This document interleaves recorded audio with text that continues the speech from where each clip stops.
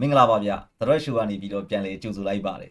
ကျွန်တော်တို့လီဗာပူးအသင်းရဲ့ပွဲတွေကအခုဆိုရင်တော့လည်းမျှော်ရတယ်လာပြီဆိုရင်လည်းကျွန်တော်တို့လီဗာပူးအသင်းရဲ့ပြည်သက်တွေကိုစိတ်မောကိုမောဖြစ်အောင်လုပ်ပြီးတော့မှပဲပြီးဆုံးသွားတာဖြစ်ပါတယ်အခုချိန်မှာဆိုရင်တော့ကျွန်တော်တို့လီဗာပူးအသင်းကပရီးမီးယားလိအဖွင့်ပွဲစဉ်အဖြစ်နယူကာဆယ်အသင်းနဲ့ရင်ဆိုင်ကစားခဲ့တယ်အဝေးကွင်းမှာတွားရောက်ပြီးတော့ကစားခဲ့ရတာအဲ့ဒီပွဲစဉ်မှာဆိုရင်တော့တစ်ဖက်2ဂိုးစီတီရလက်ထွက်ပေါ်ခဲ့တာဖြစ်ပါတယ်ခင်ဗျအဲ့ဒီပွဲနဲ့ပတ်သက်ပြီးတော့ပွဲပြီးသုံးသက်ချက်လေးပြုလုပ်ကြည့်ကြရအောင်ပ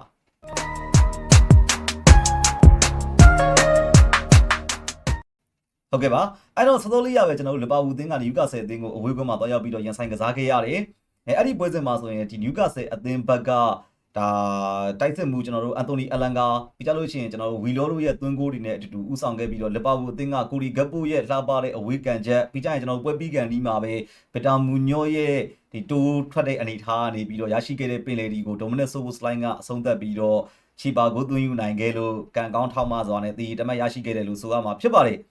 အဲ့တော့ကျတော့ဒီပွဲတစ်ဖက်အခင်းချင်းကိုတော့ကျွန်တော်ပြန်ပြီးမပြောတော့ဘူးအကုန်လုံးတည်ထားပြီးသားပဲကျွန်တော်တို့ဂိုးတွေပြီးခဲ့ရတဲ့အနေအထားကိုပြန်ကြည့်ရမယ်ဆိုလို့ရှိရင်လီဗာပူးအသင်းရဲ့အားနည်းချက်တွေကိုရှင်းရှင်းလင်းလင်းမြင်သာတယ်ပထမကျွန်တော်တို့အန်တိုနီအလန်ကာရဲ့သွင်းဂိုးမှာရိုင်ယန်ဂရမ်ဘတ်ဒါရှီကိုတိုက်စစ်ဆင်သွားတဲ့အနေအထားပေါ့နော်အေရီယာထိတ်မှာလွတ်လွတ်ကျွတ်အခွင့်အရေးရတယ်သူကန်ပြီးတော့အဆုံးသတ်မယ်ဆိုရင်လည်းသူကန်ပြီးတော့အဆုံးသတ်လို့ရတဲ့အနေအထားကိုမြင်တွေ့ရတယ်ဒါပေမဲ့လို့သူ့အနေနဲ့ကဒီဘက်မှာရှိနေတဲ့တခြားကစားသမားတွေကိုပြန်ပြီးတော့ဖန်တီးပေးဖို့ကြိုးစားခဲ့တာအဲ့ဒီမှာသူ့ရဲ့ဖန်တီးမှုဒ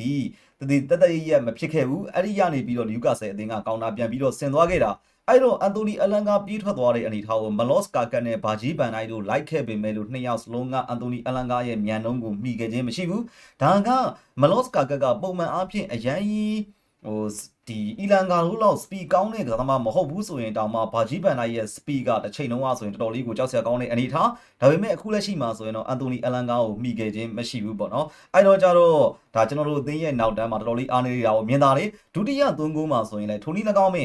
းကျွန်တော်တို့ဒီဂရာဗီစီကနေပြီးတော့ပဲပြတ်သွားတယ်အလုံးပဲဂရာဗီတိုက်စစ်ဧရိယာပေါက်ထဲကိုတိုးဝင်ဖို့ကြိုးစားတယ်အဲ့ဒီကနေပြီးတော့မရှင်းမလင်းပြန်ပြီးတော့ထွက်လာခဲ့တဲ့အနေထားမှာကျွန်တော်တို့အသင်းကကွန်းလေဘိုင်းမှာပြောမယ်ဆိုရင်များကျွန်တော်တို့ကွန်းလေစီးကြော်မှာနေဖြတ်တောက်ဖို့ရအတွက်အခွင့်အရေးတွေအများကြီးရခဲ့တယ်ရိုင်ယန်ဂရမ်ဘတ်ဂျယ်ရမီဂျက်ကွက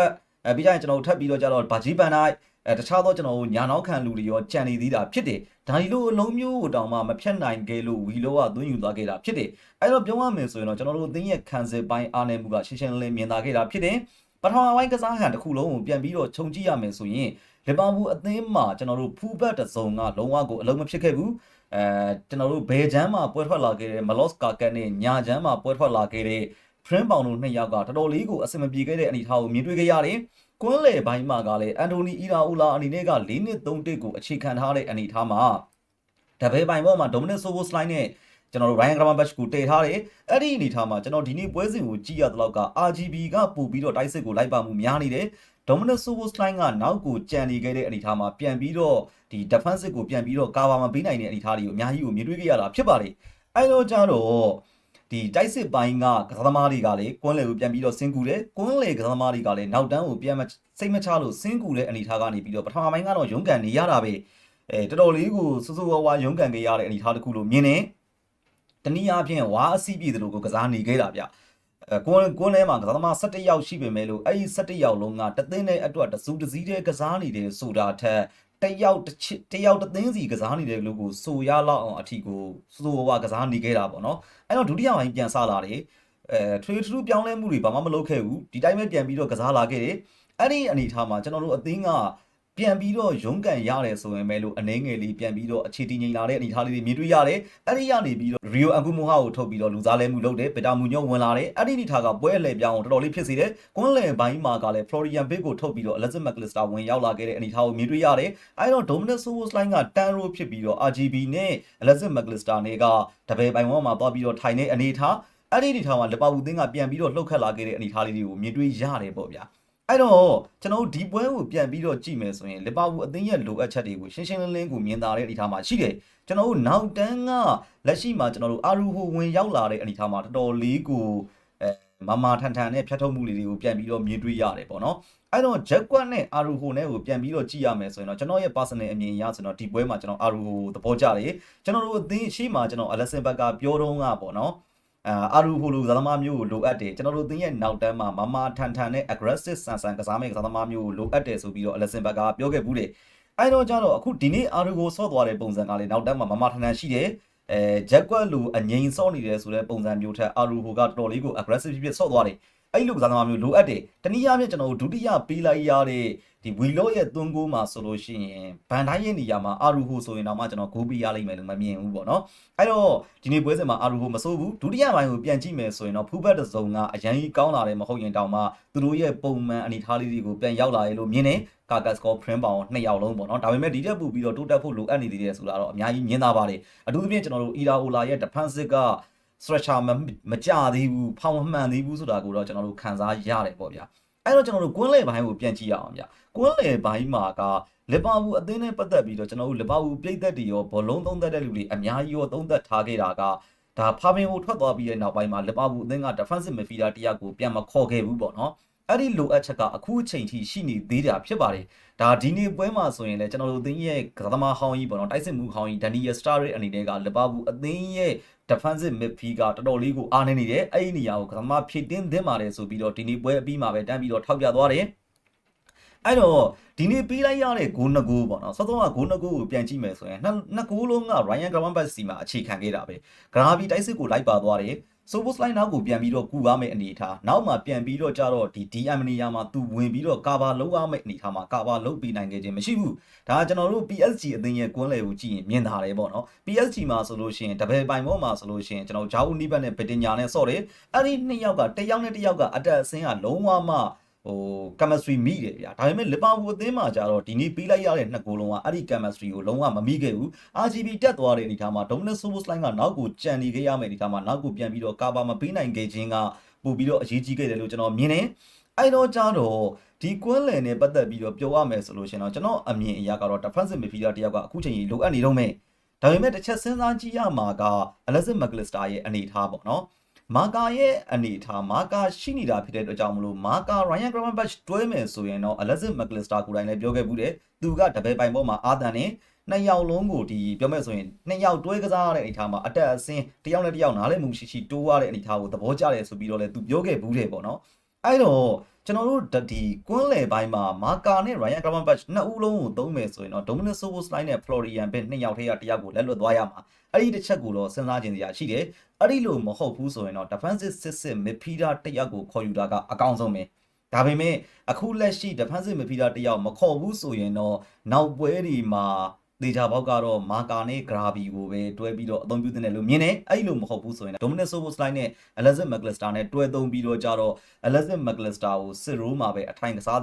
းခိုင်းတဲ့လို့မြင်ပါတယ်ဒါက Ryan Gravenberch မကောင်းဘူးလို့ပြောတာမဟုတ်ဘူးဒါပေမဲ့ Ryan Gravenberch ဒီလုံးဝမှသူဒီစစ်ရိုးပလီယာတယောက်မဟုတ်ဘူးစစ်အိရိုးပလီယာတခါတလေမှာအိရိုးပလီယာတောင်မှတော်တော်လေးတောင်မှတန်ရိုးတက်သွားတဲ့ပလီယာတယောက်လို့မြင်နေပေါ့နော်အဲ့တော့ဂရာဗီရဲ့သူ့ရဲ့ကစားဟန်စတိုင်အပေါ်မှာဖြည့်ကစားမယ်ကစားသမားတယောက်လိုအပ်တယ်လို့ကျွန်တော်ကတော့မြင်ပါတယ်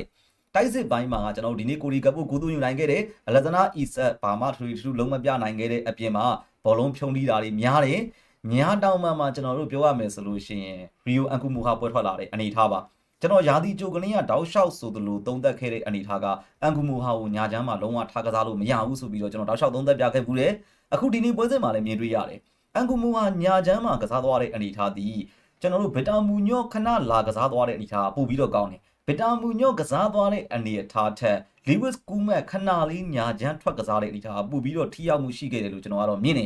အဲ့တော့လီဗာပူးအသင်းမှာကြီးကြီးမားမားလိုအပ်ချက်ရှိနေတာများတောင်းမှမဖြစ်မနေကိုခေါ်ယူရမယ့်အနေထားပဲလို့ကျွန်တော်မြင်နေဒါဘလို့ပဲဖြစ်ကျွန်တော်တို့ဆာလာထွက်ခွာသွားခြင်းနဲ့အတူတူဆာလာရဲ့နေရာအတွက်ညာတောင်မှအာတန်ကစားသမားတူကိုမဖြစ်မနေကိုဖြစ်တင်ရမှာအဲ့တော့